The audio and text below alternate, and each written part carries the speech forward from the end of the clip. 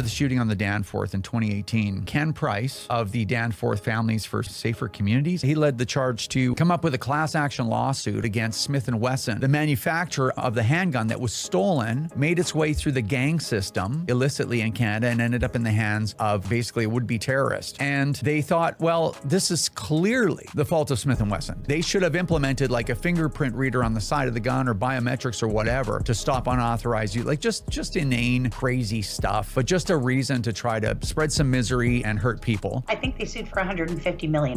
Yeah, of course, and something so ridiculously ridiculous. I'm just going to read the title of this. It's a blog. It's called BennettJones.com. Here's the title: Certification Denied in Proposed Class Proceeding Against Gun Manufacturer for Mass Shooting. Now that's interesting. And this was actually back in the middle of March. I'm just going to read just this one quote from the judge. Justice Perel held that a design negligence case ultimately requires evidence from an expert in design. The plaintiffs provided no evidence that an M&P 40 designed with authorized user technologies would be reliable, economically feasible, or even safer. So for this frivolous, ridiculous, vexatious lawsuit, they couldn't even get certification to go to court. You know, the anti-gunners were, hopping up and down. Oh, look, the CCFR and everybody else lost. And it's like, well, number one, we lost the first case. We're appealing, and don't count us out yet because we have a good chance of winning that, at least in my opinion and our legal team's opinion and the legal teams of 4 other parties. But that's how far we got. And the anti-gunners couldn't even get certified to step foot in the courtroom. So I find that quite interesting. Yeah, well, it is interesting. When I look at stuff like this, if there's a madman out there who is,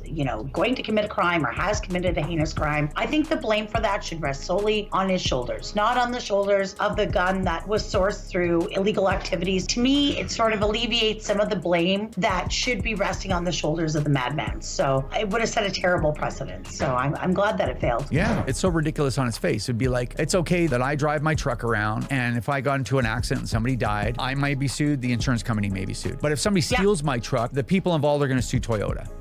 You said it best when you said that they're just acting unreasonably. And I'm not trying to take away from what happened. It would be horrific for any family to go through, but focus your efforts on holding criminals to account and measures that are credible for prevention, right? This is not it. It's funny. It's like everyone on that side seems to want to attach. Anytime you disagree with us, you're somehow saying something supportive of what happened to our families or whatever. It's so unreasonable, and it destroys any possibility of dialogue. Of course, disagreeing with someone who is acting completely irrationally and unreasonably has nothing to do with anything they've been through. But again, this is a tactic that they use. It's frustrating because I think that there's things in Canada that need to be discussed, and we have problems that we all need to solve together, and they just make sure that we can never get the sides together to have that conversation. That's what I've got for you for now. If you want to become a member of the CCFR and you aren't right now, you can do that at firearmrights.ca or ccfr.ca. If you're already helping us, thank you so much for that. Take care, everyone, and I will see you in the next one.